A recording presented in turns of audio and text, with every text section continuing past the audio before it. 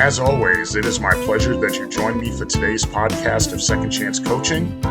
My name is Dr. Richard Lewis. If you'd be so kind as to leave me a rating and your feedback, I would very much appreciate it, and it will help others like you to optimally discover this podcast wherever you listen to this and your other favorite podcast. As you know, at Second Chance Coaching, we focus on seeing everyday life through the eyes of the returning citizen and highlighting the resiliency of the human spirit. I would love to work with you one-on-one, whether you're a returning citizen or coaching client seeking your second chance, or you're a representative of a business, college, or university seeking to integrate and support returning citizens in your respective organizational and learning environments. Please feel free to contact me via email at richard@secondchancecoaching.com or via Instagram at the Dr. Richard Lewis.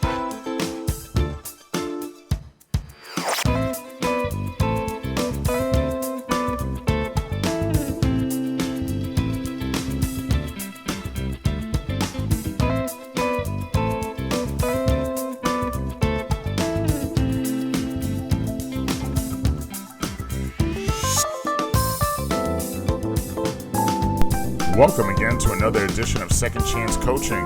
I hope all is well on your side of the world and the week has been good to you. On this side of the world, all has been pretty good and the week has been pretty busy. I'm sorry that I was late to put out this week's episode, as it was just really a busy time dealing with clients, and then also we were preparing for our annual professional development day at the college, which took place yesterday, and it was a success.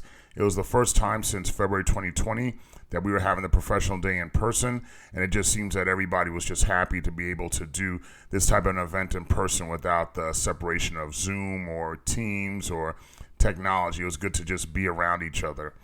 Before I continue to talk about the Professional Development Day and today's topic, I wanted to once again say a quick shout out to our friends in the United Kingdom and India. I definitely see you, and I see that you're tuning in. And once again, we welcome you to the Second Chance family. Continue to be on this journey with us and give us your feedback. As all of you, I'd love your feedback. But thank you to our friends in the UK and India for joining us and continue to stay on this journey with us. Back to the Professional Development Day, I was excited and privileged that I had the opportunity to present two seminars, both of which I co-presented with wonderful friends and colleagues. One that teaches English and the other that teaches in the education pathway. First I presented with Dr. Billy Jones, who teaches in the English department. We talked about the dynamics on how to create a podcast, such a production such as what you're listening to right now.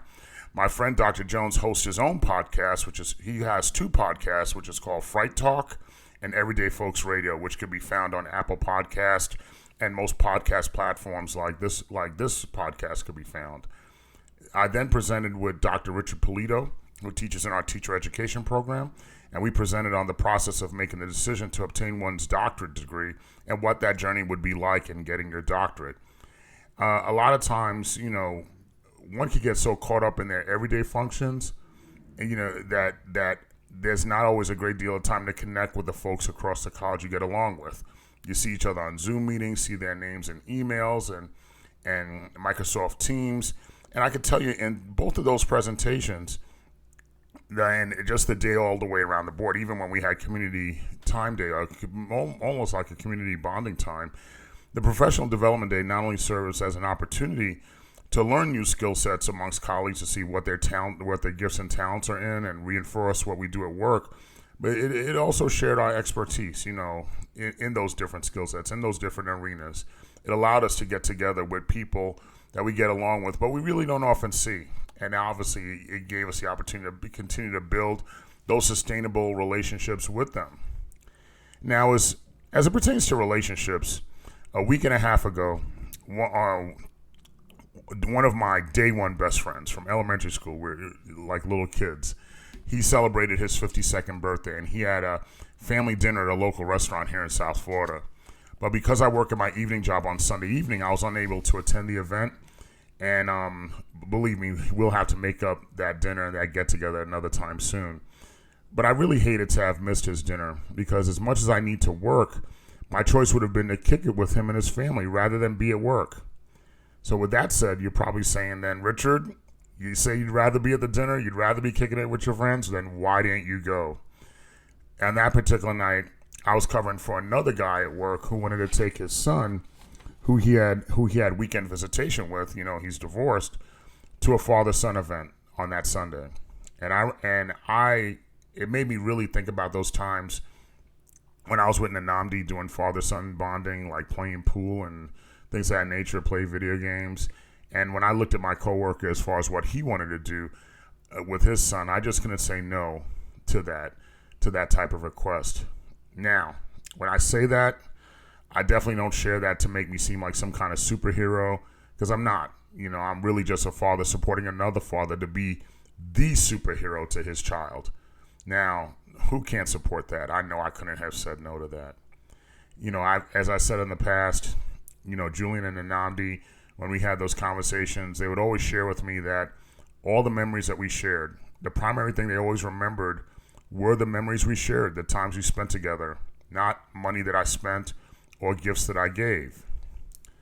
In continuing to talk about relationships, last Saturday, I had the opportunity to have brunch with elementary school friends, one of which came into town from Tampa. Another one I discovered lives 5 minutes away from me here in Hollywood, and then the other lives in Sunrise. We had such a good time eating and laughing and talking one another that even when the restaurant closed down and they were looking at us like, okay, you ain't got to go home, but you got to get out of here, and it closed for brunch, we continued sitting around outside and talking for another like 2.5 hours. I could imagine that if I didn't have to go off to work that night, you would likely still find us talking outside of the restaurant right now, a week later, right this very minute. But funny enough, during the course of the week, and even while thinking of other things while we were talking, one of the things that popped into my mind was, what do I talk about in this week's podcast?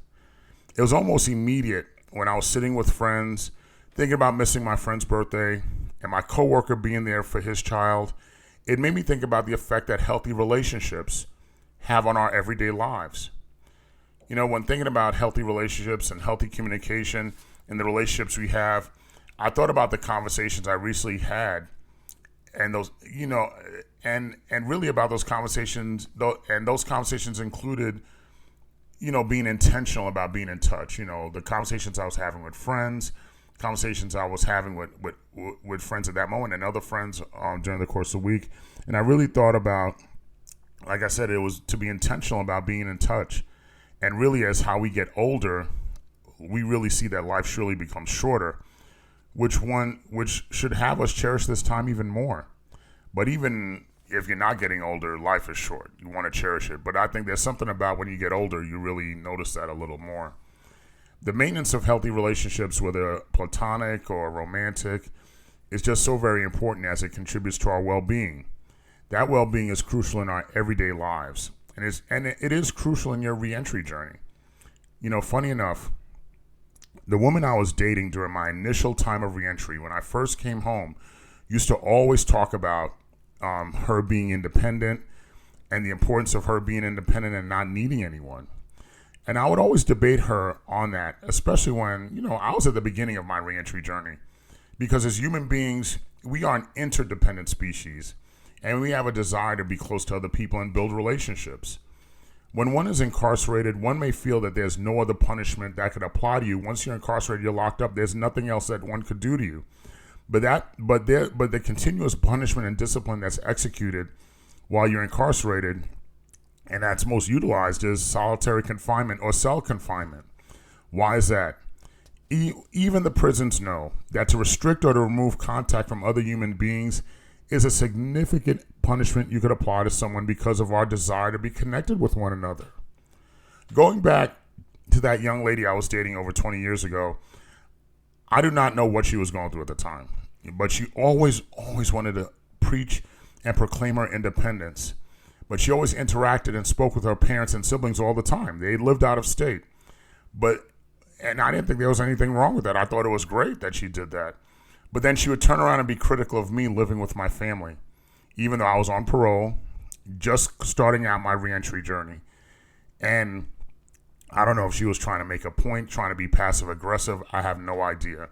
But despite bringing that to her attention, as far as her talking to her family all the time and saying that, we live in a place where we need one another, she would get very defensive. But I'll communicate with her. And once again, like I told you, I would tell her there was nothing wrong with seeking and wanting the emotional support and interaction of and with your family. That doesn't make you less independent. That's a good thing. But also, in that conversation, for whatever it is that you're trying to accomplish, please do not declare to me that you are a super Miss Independent at the same time while trying to marginalize me as someone who loves being around their family. I loved being around my mom and my sister and my niece. I loved it. And to try to marginalize me to make me feel like I shouldn't feel that way, then I won't repeat the words that I used. But you could tell they were pretty strong words that I used.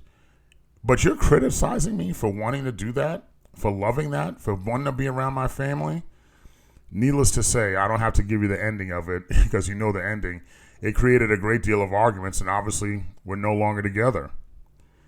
Healthy relationships and healthy communication really go hand in hand. And there are always tips to keep in mind as to how to optimally have healthy communication with another person. Like I said, whether it's romantic or platonic. Dr. Sheehan Fisher, who is a relationship expert and from Northwestern Medicine, shares 10 tips for healthy communication in a relationship. Number 1, remember, you are not speaking to yourself. Try to understand where the other person is coming from and their view of the world. Number 2, be willing to hear something that doesn't always fall within what you've predetermined to be true. How about that in our everyday lives right now? Be willing to hear something that doesn't fall within what you have perceived or predetermined to be true. Number 3, listen without preparing your rebuttal or response. Number 4, listen to each other and communicate without judgment. Number 5, trust and respect each other. Number 6, consistently make time for each other. Number 7, remember details about each other's lives. Number 8, engage in healthy activities together. Number 9, work collaboratively as a team rather than as self-serving individuals. And 10, be disciplined. When you're in a healthy relationship, people in healthy relationships have the discipline to not treat their counterpart poorly just because they're close. For us to not take advantage of each other, take each other for granted. And like I said, this could be applicable to a romantic relationship, also could be applicable to a platonic relationship.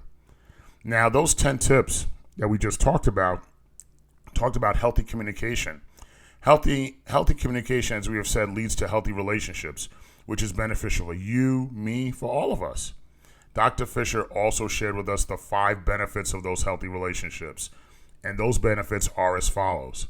Number 1, less stress. Knowing you're supported and loved, even if him, her, they are not physically present, is certainly a boost to one's mental health. Number 2, better healing. The emotional support that one has if one is going through a minor or major health crisis, it does promote better healing. Number 3, healthier behaviors. Healthy relationships set the tone for an overall healthy lifestyle. When I began my reentry journey, the person who would go the most with me to the gym to work out and have regular workout routines was my mother. All the time. I miss those times. Number 4, a greater sense of purpose. Being in a loving and healthy environment can give one a greater sense of purpose as you are contributing more to just the well-being of yourself. You're contributing to the overall well-being of the family or living or interpersonal dynamic. Living at home at the beginning of my relationship, seeing my niece was just about to become 2 years old, and becoming close with her, becoming close with my sister at the beginning of her motherhood journey, parenting journey, and being close with my mother, towards the end of her work journey. It was just incredible. It gave me a sense of purpose because I didn't want to let them down. I wanted to be there for them. I wanted to be strong for them as much as they were being strong for me. And number 5, a longer life. Research tells us that healthy relationships will add longevity to our lives. Having those healthy relationships to celebrate the good times and the sounding boards to help resolve the crooked paths put us in a healthier and optimal place to enable years to be added to our lives. And that's self-explanatory. Who doesn't want that? Having those healthy relationships are so important. I know they are important to you, And they're certainly important to me in my everyday life and no matter where I am in my reentry journey. Now, we have all these things to do. All of these things to do. Believe me, I'm there with you. We have work, we have school, we have kids, we have dreams to pursue, all the above and more in all points in between. I know how important that these healthy relationships are, and there are times work and obligations get in the way. They get in my way, just like I'm quite sure they get in your way. But just like anyone else, I really try my best to be intentional and be present for those who I cherish and for those who cherish me. It's an everyday process to nurture these relationships, but when you're breaking bread with folks that you love, that you love and you love to be around, whether it's longtime old friends, work friends, family, loved ones, or a significant other, the reentry journey, your life, just became more fulfilled when these relationships are vibrant, strong, and most of all, healthy. Thank you as always for sharing your time with me. It is always welcome and appreciated. Have a wonderful rest of your weekend, and I look forward to talking to you again next week. Thank you again for joining us here at Second Chance Coaching. In addition to coaching services for individuals and businesses, I'm also available for speaking engagements and workshops on criminal justice reentry, human resources, as well as organizational culture and leadership. Feel free to email me at richard@secondchancecoaching.com, as well as connect with me on Instagram at @DrRichardLewis. Remember, every day you are given this opportunity for your second chance, and I know you'll make the best of it. I love you all, and I look forward to connecting with you next time here at Second Chance Coaching.